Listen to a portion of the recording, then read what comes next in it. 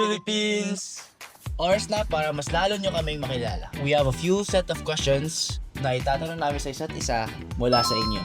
But, lagyan natin ng konting twist. Ang mga tanong na di namin kayang sagutin ay mananatiling secret kapalit ng isang damit. Let's play Truth or Bear. Ako muna. Your first question. Kilala kang live streamer. Magkano ang pinakamalaking kinita mo sa isang buwan? Truth or bear? True na lang bro, kasi regalo sa akin ng mga gifter yan, kaya ko naman sagutin.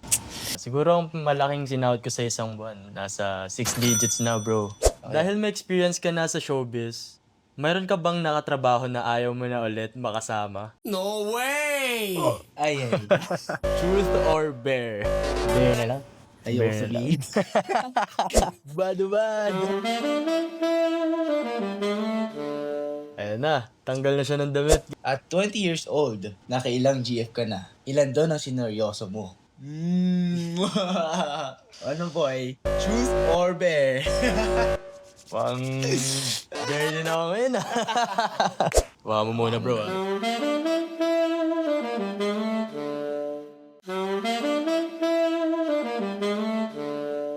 Ayaw ka na pala, no? Ikaw na magtatanong boy. Ano yung isang bagay na lagi mong dinadasal? Truth ako dyan pare. Ang lagi kong pinagdadasal, unang-una sa lahat, family ko, my health. And lagi kong ina-appreciate lahat ng mga bagay na meron ako. Kasi in order to appreciate big things, you have to appreciate small things muna. Wow! Ano ang kaya mong gawin para sa mama mo?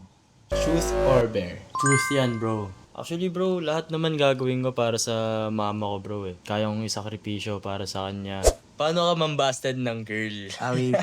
Truth or bear? Ano bro, mukhang... Bear ako dyan pare. Awakan mo na yung mic. Kawawa mo na pare. Guys, mukhang makikita nyo nakabad na ngayon. Ako po. Mukhang matatalo to. Ayan na. Ako na. Mabawi ako sa'yo. Ano ang pinakasimpleng pangarap mo sa buhay? Truth ulit, bro.